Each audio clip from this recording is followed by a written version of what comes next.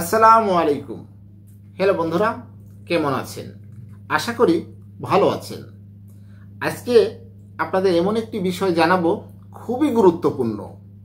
সেটি হচ্ছে ইউরিন ইনফেকশনের কারণ ও লক্ষণ কি, বা এটি প্রতিরোধ করতে কি করবেন।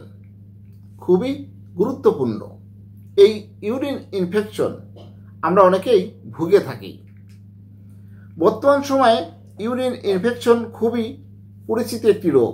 নারী বা পুরুষ উভয়েরই এই রোগ আক্রান্ত হওয়ার সম্ভাবনা রয়েছে। সঠিক সময়ে সঠিক চিকিৎসা নিলে এই রোগ ভালো করতে সক্ষম। এখন আপনাদের জানাবো ইউরিন ইনফেকশনটা কি। আমাদের শরীরের থেকে বর্জ্য ও অতিরিক্ত পানি প্রস্রাব হিসেবে বেরিয়ে যায়। এই যে আমরা পানি খাচ্ছি, এটি একসময় প্রস্রাব আকারে বেরিয়ে যায়। প্রস্রাব বেরিয়ে যাওয়ার এই ব্যবস্থার সঙ্গে সম্পর্কিত অঙ্গগুলো নিয়ে আমাদের মূত্রতন্ত্র গঠিত। মূত্রতন্ত্রের মধ্যে থাকে দুটি কিডনি, দুটি ইউরেটার, একটি মূত্রথলি বা ব্লাডার ও একটি মূত্রনালী। মূত্রতন্ত্রের কোনো অংশে জীবাণু সংক্রমণ হলে সেটিকে ইউরিন ইনফেকশন বা প্রস্রাবের সংক্রমণ বলে। ডাক্তারের ভাষায় একে ইউরিনারি ট্র্যাক্ট ইনফেকশন বা ইউটিআই বলা হয়।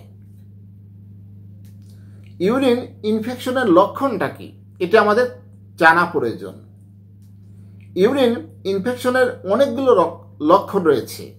তার মধ্যে পরিচিত কিছু লক্ষণ: প্রস্রাবের সময় ব্যথা বা জ্বালাপোড়া করা। আমরা অনেকে পানি কম খেলে কিন্তু এরকম একটি সমস্যা দেখা দেয়। এই ইনফেকশনের লক্ষণ হচ্ছে প্রস্রাব করার সময় জ্বালাপোড়া, স্বাভাবিক চেয়ে ঘন ঘন প্রস্রাব হওয়া, রাতে বারবার প্রস্রাব হওয়া, অস্বাভাবিক গন্ধযুক্ত বা ঘোলাটে প্রস্রাব হওয়া, হঠাৎ প্রস্রাবের বেগ হওয়া বা বেগ ধরে রাখতে খুবই কষ্টকর, তলপেটে ব্যথা হওয়া, এবং অনেকেই আছে ইনফেকশন হলে প্রচণ্ড তলপেটে ব্যথা হয়, সহ্য করতে পারেন না, প্রস্রাবের সঙ্গে রক্ত যাওয়া, কোমরের পিছনে বা পাঁজরের ঠিক নিচের অংশে ব্যথা হওয়া, জ্বর আসা কিংবা গরম লাগা বা শরীরের কাঁপুনি লাগা, শরীরের তাপমাত্রা স্বাভাবিকের চেয়ে কমে যাওয়া, ক্লান্তি বা বমি বমি লাগা। এই যে লক্ষণগুলো বললাম, পাশাপাশি বয়সভেদে ইনফেকশন, এই প্রস্রাবের ইনফেকশনের লক্ষণগুলোতে কিছুটা ভিন্নতা দেখা দিতে পারে বয়সের কারণে। বয়স্ক বা প্রস্রাবের নল ক্যাথেটার দেওয়া ব্যক্তিদের ক্ষেত্রে লক্ষণীয় পরিবর্তনগুলো হলো অস্বাভাবিক আচরণ, মানসিক বিভ্রান্তি অথবা ক্ষোভ, নতুন করে শরীরের কাঁপুনি অথবা ঝাঁকুনি হওয়া, প্রস্রাব করে জামা কাপড় নষ্ট করে ফেলা। আবার বাচ্চাদের ক্ষেত্রে সাধারণ লক্ষণগুলো রয়েছে, যেমন মেজাজ খিটখিটে হয়ে যাওয়া, ঠিকমতো খাওয়া দাওয়া না করা, জ্বর আসা বা শরীরের তাপমাত্রা বেড়ে যাওয়া, ঘন ঘন প্রস্রাব হওয়া কিংবা হঠাৎ বিছানায় প্রস্রাব করে দেওয়া শুরু করে দেয়, বমি হওয়া। ইউরিন ইনফেকশনের কারণ সাধারণত পায়খানা থাকা বিভিন্ন জীবাণু মূত্রতন্ত্রে প্রবেশ করে ইউরিন ইনফেকশন ঘটায়। প্রস্রাবের রাস্তা বা মূত্রনালী দিয়ে এসব জীবাণু মূত্রতন্ত্রে প্রবেশ করে। নারী বা পুরুষ ভেদে সবারই প্রস্রাবের ইনফেকশন হতে পারে, তবে নারীদের মধ্যে এই রোগের সংক্রমণ বেশি দেখা দেয়। এর কারণ হলো নারীদের মূত্রনালী পুরুষদের মূত্রনালীর তুলনায় দৈর্ঘ্য অনেক ছোট। এছাড়া নারীদের মূত্রনালী পায়ুপথের খুব কাছাকাছি অবস্থিত। নারীদের প্রস্রাব ইনফেকশন হওয়ার কারণ হচ্ছে এদের মূত্রনালী খুব কাছাকাছি, পায়ুপথের খুব কাছাকাছি। ফলে ব্যাকটেরিয়া পায়ুপথ থেকে মূত্রনালীতে প্রবেশ করে এবং প্রস্রাবে সংক্রমণ ঘটানোর আশঙ্কা থাকে।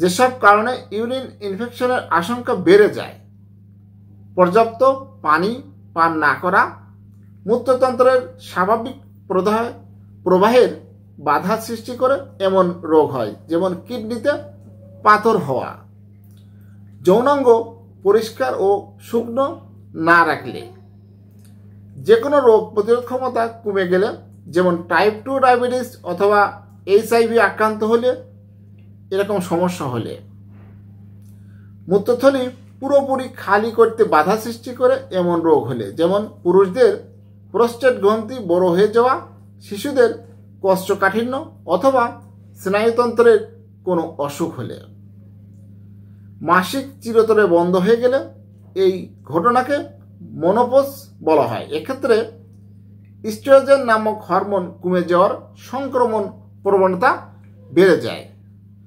প্রস্রাবের রাস্তায় নল বা ক্যাথেটার পরানো থাকলে, আগে প্রস্রাবের ইনফেকশন হয়ে থাকলে,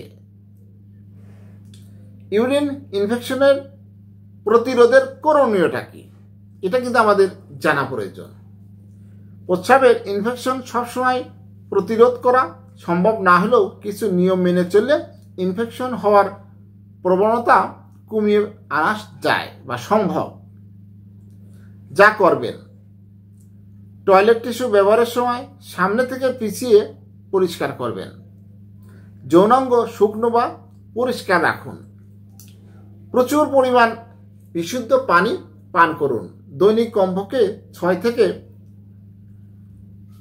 8 গ্লাস পানি পান করা উচিত, বা আপনার স্বাভাবিক যতটুকু পারেন পর্যাপ্ত পানি পান করার চেষ্টা করুন, যাতে এই ইনফেকশনটা দূর হয়ে যায়। পুকুরে গোসল করার পরিবর্তে শাওয়ার কিংবা বালতির সাহায্যে গোসল করুন। প্রস্রাব করার সময় মূত্রথলি সম্পূর্ণ খালি করার চেষ্টা করুন। সময় নিয়ে আপনি প্রস্রাব করুন, কিন্তু একদম শেষ করে তারপরে উঠবেন। সহবাসের পরে যত তাড়াতাড়ি সম্ভব প্রস্রাব করুন। সুতি কাপড়ের ঢিলেঢালা অন্তর্বাস ব্যবহার করুন।